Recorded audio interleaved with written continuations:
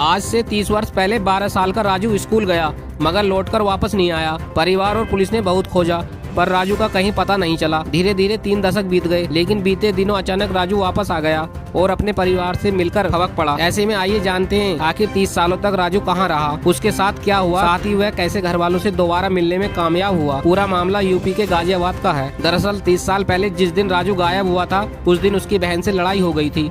वह स्कूल के रास्ते में अपनी बहन से अलग होकर सड़क किनारे बैठ गया। बहन ने भी उसकी तरफ नहीं देखा और आगे निकल गई। उसे लगा राजू खुद ही आ जाएगा। यहीं बड़ी गड़बड़ हो गई क्योंकि जिस वक्त राजू सड़क किनारे बैठा हुआ था उस वक्त वहाँ टेम्पो में सवार कुछ लोग आए और राजू को उठा ले गए। वे लोग राजू को गाजियाबाद से राजस्थान के जैसलमेर लेकर चले गए। वहाँ राजू को जबरन बकरी और भेड़ चराने के काम में लगा दिया गया। उसे बस जीने भर के लिए खाना मिलता और बांध कर रखा जाता। जैसलमेर में चरवाहा का काम करते हुए राजू की जिंदगी के 30 साल निकल गए। हालांकि इस दौरान उसे हमेशा ये याद रहा कि उसका परिवार गाजियाबाद में रहता है। बताया जा रहा है कि जैसलमेर में जहां राजू से जबरन काम करवाया जाता था वहां बीते दिनों कुछ लोग बकरियां खरीदने के लिए आए थे।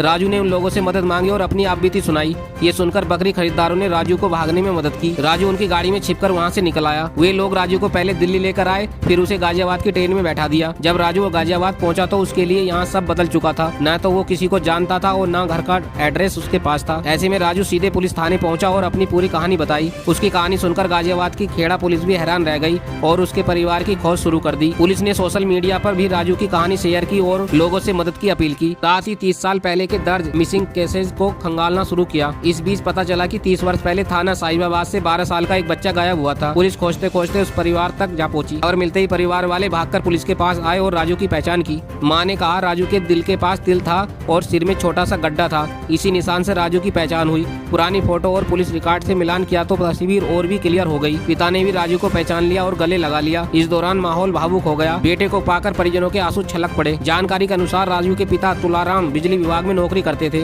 कुछ समय पहले ही रिटायर हुए हैं। राजू की 3 बहनें हैं और तीनों की शादी हो चुकी है। फिलहाल माँ बाप अपने इकलौते बेटे को 30 साल बाद पाकर बेहद खुश हैं। राजू भी अपने परिवार के पास आकर बहुत खुश है। देश विदेश की खबरों से जुड़े रहने के लिए हमारे चैनल को लाइक करें, सब्सक्राइब करें और कमेंट्स करें।